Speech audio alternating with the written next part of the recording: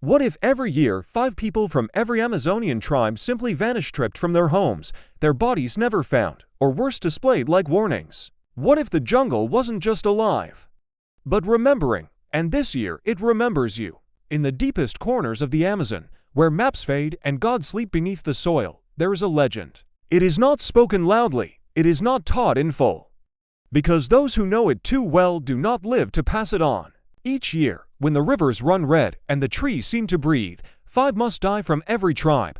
They call it the season of the 5th shadow. No one escapes, no one is chosen, only taken. Until this year, when the shadow chooses something else. Every year, when the river runs thick and the jungle hums with death, the tribes of the Amazon hold their breath. It is the season of the 5th shadow, when something ancient and cruel awakens. For the Kayara tribe, it began with the wind. It blew from the north, dry and foreign, unsettling the birds and silencing the howler monkeys. Elder Maui felt it first, deep in his bones. It returns, he whispered, eyes white with cataracts, but wide with fear. The Ojikata, the bone eater, the younger warriors scoffed. Legends were for old bones and fireside tales. But they obeyed anyway, building barriers of fire around the village and stringing jaguar teeth along the treetops, useless charms, empty rituals. On the first night, the air grew thick, heavy like blood left too long in the sun. Then came the screams. The first body was found near the roots of the oldest ceiba tree, its chest hollowed, ribs torn outward like an opening flower. The face was untouched, eyes wide and mouth agape, as if he had seen what was coming and was too late to run.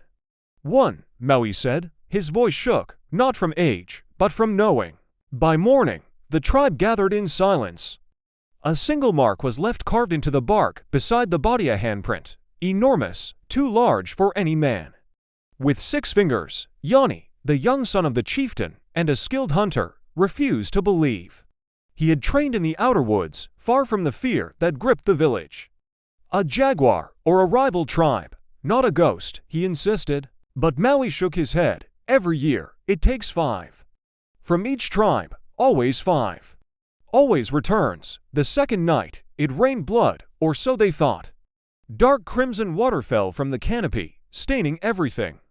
It smelled of iron and rot. The shaman collapsed into seizures after tasting it. He spoke in tongues, scratching the same symbol into the dirt over and over, a spiral with a single dot at its center. "It sees you," he muttered before choking on his tongue. The second body was found hanging upside down from a tree, bones stripped clean of flesh, organs removed with surgical precision. There were no signs of struggle. No footprints, only silence. "Two," Maui whispered. Jani began to feel the weight of something watching. At night, he saw shapes in the trees, too tall, too still. The forest was alive, but not in the way he had always known.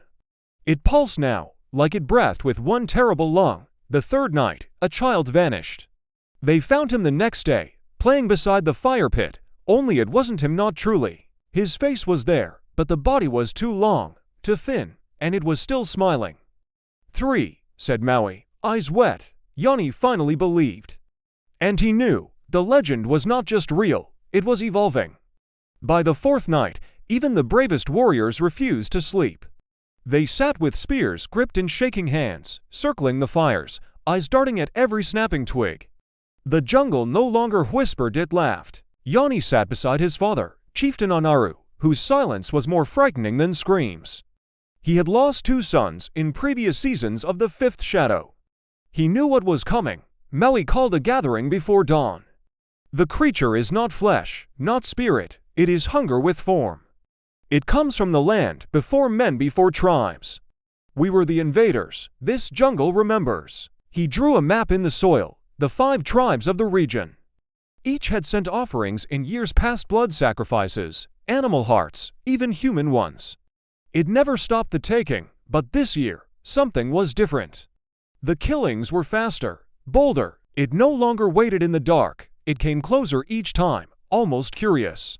"It learns," Maui said. "It adapts." That night, they burned their totems, their carved idols, their oldest myths. They thought rejecting the old ways might drive it back. But fire does not scare what is born in flame. The 4th body was not found. Only her shadow remained burned into the trunk of a tree like an afterimage from lightning. Her name was Ika. She was Jani's closest friend. 4. Maui whispered, though this time it sounded like a prayer for mercy. Children began to draw symbols into the mud spirals, eyes, clawed hands. One boy, no more than 4, said, "He comes when the moon bleeds." No one taught him those words. Jani could feel it in his dreams now, the jungle breathing, a great hand rising. His name whispered backwards, Inaj. He awoke screaming, blood on his lips. On the 5th night, he begged his father to flee. "You cannot run from the roots of your own blood. It follows," Anaru said. Then the fires went out. And from that dark came a voice of many, 5. When the voice said 5, the jungle itself paused. No wind, no insects, no breath, then the screaming. But not from the villagers, it came from the trees. By dawn, 5 more were missing, 1 from each tribe. The season had been fulfilled, or so they thought. Jani found a mask floating on the river, a mask with his own face carved into it. Behind him, Maui whispered, "It's not finished. It took its 5, Jani replied. It tested, and then his memories began to shift. He saw Ika's death differently. He remembered holding him down, the blood, the screaming. The 5th shadow hadn't just killed. It had entered. Jani now heard whispers in the wind. His voice, but not his. "You see now, you feel me, you are me." He lost time. He changed. The elders saw it. Maui saw it. "You were chosen to carry its song," Maui said. And he did. "Under root, beyond the skin, I let the dark and song begin. Flesh is gate, and blood is key. You are now inside of me. We forgot the ancient name, burned the trees, and fed the flame. Now the mouth has opened wide. Come inside, come inside. Spiral deep, an eye of stone. Sing the soil, break the bone. 1 is 5, and 5 is 1. Never stops what has begun." And the jungle sang with him. The moon rose red. The tribes wept, but the jungle was not done. Jani stood before his people, his voice hollow and calm. It no longer wants 5. It wants all. Maui tried to stop him, but the roots took him. "You were the door," Maui said. And Jani walked through fire without burning. Birds dropped from the sky. The hollow song echoed across every tribe. Children hummed it. Elders bled from their eyes. Spirals appeared in every village. The 5th shadow had come. But this time, it stayed, but Maui lived. The roots did not kill him. They hid him beneath the mouth of the earth, the waterfall older than memory. There, in darkness, he remembered an older ritual, one not of sacrifice, but of pact. With bone, blood, and ash, he performed the forbidden's rite. "I do not beg," he whispered. "I open." A red hand rose from the ground. It did not strike. "You remember," it said through roots. And Maui sang with it. "One who bends but does not break, feeds the roots and takes no stake. You who see and do not run, you are now the bleeding sun." In that moment, something changed. Jani stopped singing.